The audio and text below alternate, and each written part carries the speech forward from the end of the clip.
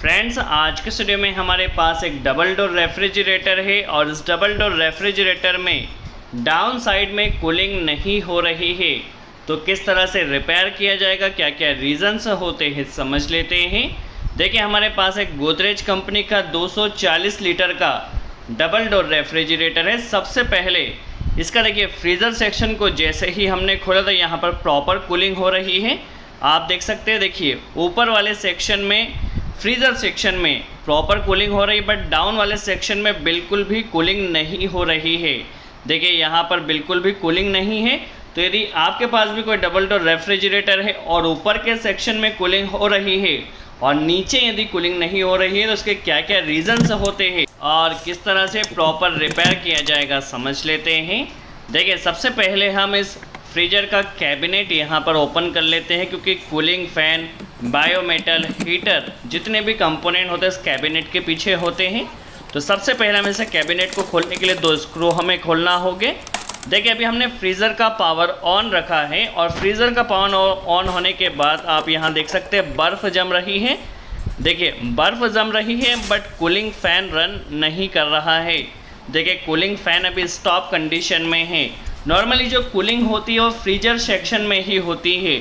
देखिए, freezer section में cooling होती है और इस कूलिंग फ़ैन के ज़रिए जो कूल्ड एयर होती है उसका सर्कुलेशन होता है और कूल्ड एयर डाउन सेक्शन में जाती है। देखिए यहाँ से, देखिए यहाँ से भी जाती है, प्लस पीछे की तरफ से भी कूल्ड एयर बाहर जाती है। देखिए यहाँ से कूल्ड एयर आएगी और नीचे की तरफ जाएगी, जिससे ठंडी हवा नीचे जाने से वहाँ कूलिंग होती है, प्लस पीछे की तरफ से भी जो आपको हीटर ने दिख रहा है यहाँ से भी कूलिंग नीचे जाती है। यह बायोमेटल कनेक्ट किया गया। देखिए, ये बायोमेटल है। किस तरह से चेक किया जाएगा बायोमेटल को वह भी हम समझेंगे। इसके अलावा यहाँ पर सबसे पहले हम कूलिंग फ़ैन का कनेक्टर निकाल लेते हैं और देखिए कूलिंग फ़ैन के कनेक्टर को हमने निकाल लिया है। अभी अदर कंपोनेंट्स की चेकिंग भी हम कर लेते हैं। देखिए, कूलिंग फ़ैन को अभी हमने बाहर कर लिया है। सिंपल सा इसमें एक कनेक्टर लगा हुआ होता है जिसके ज़रिए कूलिंग फ़ैन हमारा रन करता है। अभी कूलिंग फ़ैन को हम चेक भी करेंगे। उससे पहले यहाँ पर हम हीटर और बायोमेटल को चेक कर लेते हैं।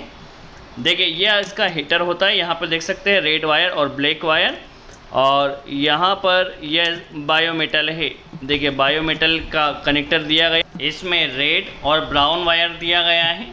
सबसे पहले देखिए यहाँ पर आपको 2 वायर दिया गया है, ये कि बायोमेटल के वायर हैं। इनकी टेस्टिंग किस तरह से की जाएगी, तो मल्टीमीटर को सबसे पहले देख लिए हमने कंटिन्यूटी रेंज पर लगाया है। कंटिन्यूटी रेंज पर लगाने के बाद सबसे पहले हम हीटर की चेकिंग कर लेते हैं। वैसे हीटर क्यों ओके होगा, हीटर यदि ओके नहीं होता तो उस कंडीशन में यहाँ बर्फ़ काफ़ी ज़्यादा जमी होती। देखिए 242 यहाँ पे रेजिस्टेंस दिखा रहा है, दैट मीन्स हीटर ओके है। यदि हीटर डैमेज होता तो फिर यहाँ पर आपके फ्रीजर सेक्शन में पूरी तरह से बर्फ़ जम जाती। बायोमेटल भी ओके दिखा रहा है। देखिए, बायोमेटल पर आपको यहाँ पर कंटिन्यूटी की आवाज़ नज़र आ रही है। नॉर्मली यदि आपकी बहुत ज़्यादा बर्फ़ जमती है फ्रीजर में और नीचे की तरफ कूल नहीं होता है तो उसका एक रीज़न यह भी होता है कि हीटर डैमेज हो चुका है। देखिए, बायोमेटल भी इसका सही है, दैट मीन्स कूलिंग फ़ैन की ही प्रॉब्लम है। चलिए, सबसे पहले कूलिंग फ़ैन को यहाँ इस कैबिनेट से हमें अलग कर लेना है। देखिए, यहाँ पर अब हमें कूलिंग फ़ैन को चेंज करना होगा। सबसे पहले हम इसे चेक करेंगे हमारा कूलिंग फ़ैन की वाइंडिंग डैमेज है या फिर कोई अदर प्रॉब्लम है।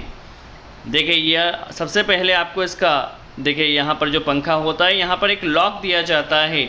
लॉक को आप ऊपर कीजिए। लॉक के ऊपर करने से आपका फ़ैन यहाँ से देखिए अलग हो जाएगा। देखिए, लॉक को हमने निकाल लिया है, फ़ैन आपका अलग हो चुका है। यहाँ पर देखिए माउंटिंग के लिए आपको यहाँ से 2 स्क्रू खोलना होंगे। चलिए, पहले हम इसकी माउंटिंग को अलग कर लेते हैं। देखिए, माउंटिंग यहाँ पर अलग करने के बाद यहाँ से हमारे पास फ़ैन मोटर निकल जाएगी। नॉर्मली यदि फ़ैन आपका डैमेज या ख़राब होता तो ये फ़ैन मोटर ही आपको चेंज करना होती, जो कि मार्केट में मिल जाती हैं। इसका प्राइस डिफरेंट हो सकता है, 800 से लेकर के 1200 तक मिलती है। ये आपके मॉडल के ऊपर डिपेंड करता है। सेम मॉडल की मोटर आपके पास होना चाहिए। सबसे पहले देखिए, अभी हम सीरीज़ बल्ब के ज़रिए इस मोटर को चेक कर लेते हैं। देखिए, सीरीज़ बल्ब के ज़रिए यदि हम इसे चेक कर रहे हैं तो बिल्कुल भी बल्ब ग्लो नहीं कर रहा है, फ़ैन भी रन नहीं कर रहा है।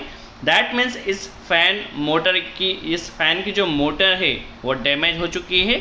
हमारे पास एक ऑलरेडी सेम मॉडल की दूसरी मोटर है। पहले हम इस मोटर को चेक कर लेते हैं। देखिए सीरीज़ बल्ब से अभी हम इसे चेक कर रहे हैं, तो हल्का सा देखिए हमारी मोटर ये परफेक्टली रन कर रही है। देखिए मोटर आपके पास यदि सेम मॉडल की हो तो आप लगा सकते हैं, अदरवाइज़ आपको सेम मॉडल की ही मोटर लेकर आना है। अभी देखिए मोटर हमारे पास सेम मॉडल की है, तो हम क्या करते हैं, इस कूलिंग फ़ैन को इस पर लगा देते हैं।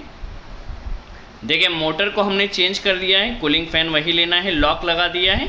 कूलिंग फ़ैन कई बार क्या होता है, डायरेक्शन की आपको प्रॉब्लम आती है जब भी आप मोटर बदलते हो। देखिए अभी इसकी डायरेक्शन क्या है, देखिए हवा बाहर की तरफ ही आ रही है, बट डायरेक्शन देखते हैं हम। डायरेक्शन की हमेशा प्रॉब्लम आती है, यदि कूलिंग फ़ैन में आपकी डायरेक्शन की प्रॉब्लम आ रही है तो किस तरह से चेंज किया जाएगा। अभी ये एंटी क्लॉकवाइज में घूम रहा था। सबसे पहले देखिए यदि आपको क्लॉकवाइज में घुमाना है तो ये देखिए इस सेक्शन को जो आप देखिए जो आपकी शाफ्ट दी गई इससे आपको उस तरफ लगाना होगा। देखिए अभी जिस तरफ स्टिकर दिया गया है इस तरफ इसकी शाफ्ट लगी हुई, फ़ैन स्टिकर तरफ लगाया गया है, तो हवा ये बाहर की तरफ फेंक रहा है। नॉर्मली यदि आपको डायरेक्शन चेंज करना हो तो डायरेक्शन चेंज करने के लिए दो तरीके हैं। सबसे पहला तरीका है कि आप कूलिंग फ़ैन को चेंज कर दीजिए। देखिए कूलिंग फ़ैन को, क्योंकि पंखड़ी इसकी रहती है, पंखड़ी पर डिपेंड करता है। अभी हमें इस तरफ का देखिए यहाँ पर इस कनेक्टर को भी निकाल लेना है, या तो आप फ़ैन को चेंज कर दीजिए या इसकी डायरेक्शन बदल दीजिए। अभी देखिए शाफ्ट हमारी स्टिकर तरफ थी, अब हम क्या करते हैं, शाफ्ट को इस तरफ लगा लेंगे, जिससे क्या होगा हमारी जो फ़ैन की जो डायरेक्शन वो चेंज हो जाएगी। जस्ट जनरल नॉलेज के लिए आपको बता रहे हैं, कई बार आप नई मोटर लेके आते हैं तो डायरेक्शन की प्रॉब्लम आती है, तो डायरेक्शन आप या तो कूलिंग फ़ैन को दूसरे मॉडल का लगा कर बदल लीजिए या इस तरह से शाफ्ट को दूसरी तरफ लगा दीजिए। देखिए स्टिकर की तरफ था, अब हमने दूसरी तरफ लगाया है, फ़ैन वही लगाया है। अब इस कंडीशन में हमारी जो कूलिंग फ़ैन की डायरेक्शन रहेगी वो क्लॉकवाइज हो जाएगी। चलिए हम पहले हल्का सा चेक कर लेते हैं।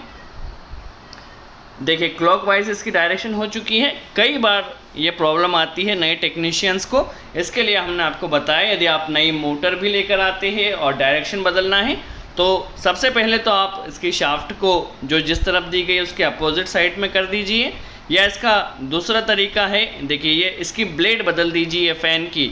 देखिए इसकी ब्लेड दूसरे मॉडल की है तो आप ब्लेड बदल कर भी डायरेक्शन चेंज कर सकते हैं, बट अभी हमारे पास नॉर्मली ब्लेड होती नहीं है तो आपको शाफ्ट बदल कर ही डायरेक्शन को चेंज करना होगा। देखिए इस लॉक को हमने लगा दिया है। अभी हमारी ये जो मोटर है वो एकदम ओके कंडीशन में हो चुकी है। चलिए पहले हम लॉक को अच्छे से लगा देते हैं। अभी सबसे पहले इसकी मोटर को हमें फ़िट करना होगा। मोटर को फिट कर इसकी माउंटिंग को हमें पहले ओके कर लेना है। तो पहले हम इसकी मोटर को लगा देते, देखिए इस तरह से ये लॉक लगेगा। चलिए मोटर लग चुकी है, अब इसके ऊपर हमें माउंटिंग को लगाना होगा और यहाँ पे जो दो स्क्रू दिए गए थे दोनों ही स्क्रू को हमें अच्छे से टाइट कर लेना है। चलिए दोनों ही स्क्रू हमारे टाइट हो चुके हैं। देखिए अभी हमारी जो मोटर की माउंटिंग है वो हो चुकी है। नॉर्मली यदि आपका फ़ैन वर्क नहीं करता है तो उसको चेंज करने के लिए आपको फ़ैन चेंज नहीं करना है, जस्ट आप मोटर को चेंज कर दीजिए। देखिए मोटर आपको मार्केट में 800 से लेकर के 1200 तक, ये आपके मार्केट की अवेलेबिलिटी के ऊपर डिपेंड करता है किस तरह का मार्केट है। चलिए इसके लॉक को हमने लगा दिया है। अभी हमारा फ़ैन जो है वो एकदम ओके हो चुका है। देखिए फ़ैन ओके हो चुका है। इस बार इसे हम एक बार रोटेट कर भी देख लेते हैं। देखिए फ़ैन की हवा बाहर की तरफ आना चाहिए, इसका आपको ध्यान रखना। देखिए फ़ैन की मोटर बाहर की तरफ आ रही है। अभी चूँकि हमारे पास ओरिजिनल फ़ैन नहीं था, हमने दूसरे फ़ैन को यहाँ पर अरेंज किया है, तो इसके ऊपर अच्छे से टैपिंग कर लेना है। यदि आप ओरिजिनल फ़ैन मार्केट से ख़रीद कर लाते तो कनेक्टर आपको बड़ा मिल जाएगा, जिससे आप कनेक्ट कर देंगे तो आपका काम हो जाएगा। चलिए टैपिंग कर दिया है। अब इस कनेक्टर को अभी हम लगा देते हैं और फ्रिज में देखते हैं कि हमारा कूलिंग सिस्टम प्रॉपर वर्क कर रहा है या नहीं। देखिए कनेक्टर को हमने लगा दिया है। अभी यहाँ पर देखिए सबसे पहले पावर को हम ऑन कर लेते हैं फ्रिज की। चलिए पावर को ऑन किया। देखिए हमारा फ़ैन प्रॉपरली अब वर्क कर रहा है। अब जो एयर का सर्कुलेशन होना है नीचे की तरफ, वो सर्कुलेशन प्रॉपर होगा, जिसके कारण जो नीचे की तरफ हमारी कूलिंग नहीं हो रही थी वो अभी कूलिंग होगी। और पहले आप चेक कर लीजिए, यहाँ पर एयर ने बाहर की तरफ आना चाहिए, बाहर की तरफ आ रही है तो आपकी डायरेक्शन एकदम सही है। तो फ्रेंड्स आई होप आपको यहाँ कॉन्सेप्ट क्लियर हुआ हो कि यदि आपके ऊपर की तरफ कूलिंग हो रही है, नीचे कूलिंग नहीं हो रही, तो इसका क्या रीज़न होता है।